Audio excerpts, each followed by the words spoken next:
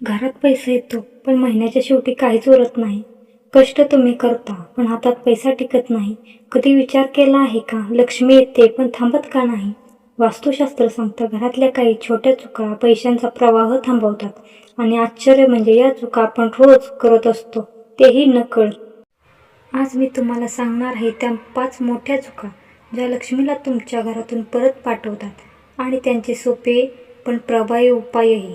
हा व्हिडिओ शेवटपर्यंत बघा, कारण पुढचे काही मिनिटे तुमच्या आर्थिक भविष्याचा निर्णय घेऊ शकतात. 1.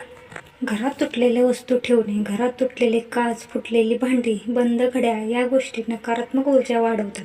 वास्तुशास्त्रानुसार अशा वस्तू आर्थिक अडथळे निर्माण करतात.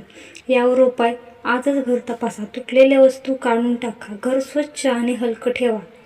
2. उत्तर दिशा ब्लॉक असणे. उत्तर दिशा ही धनाची दिशा मानली जाते. जर तिथे जड कपाट, स्टोअर किंवा कचरा असेल तर पैशाचा प्रवाह थांबतो. उपाय: उत्तर दिशेला स्वच्छ, मोकळी आणि प्रकाशमान जागा ठेवा. शक्य असल्यास तिथे हिरवं रोप ठेवा. 3. स्वयंपाकघरातील चुका. स्वयंपाकघर म्हणजे घराची समृद्धी. मीठ सांडलेलं ठेवणं किंवा गॅसजवळ कचरा ठेवणं हे आर्थिक ताण वाढवते. उपाय: काचेच्या वाटीत खडे मीठ ठेवा आणि आठवड्यातून एकदा बदला.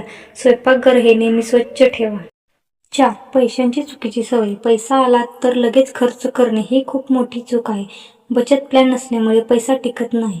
यावर उपाय: 50-30-20 नियम वापरा. 50% गरजांसाठी, 30% इच्छासाठी आणि 20% आपली बचत. 5. आरोग्याकडे दुर्लक्ष. आजारी पडलो तर सगळ्यात जास्त खर्च आरोग्यावर होतो. आयुर्वेद सांगतो सकाळी कोमट पाणी, हलका व्यायाम आणि सात्विक आहार घ्या. निरोगी राहिलात तर पैसा वाचतो आणि तो टिकतो. लक्ष्मीला बोलावण्यापेक्षा तिला थांबवणं जास्त महत्त्वाचं आहे. आजच या 5 चुका थांबवा आणि 30 दिवसात फरक पहा. व्हिडिओ आवडला असेल तर लाईक, सबस्क्राईब, शेअर नक्की करा आणि कमेंट करायला विसरू नका. थँक्यू.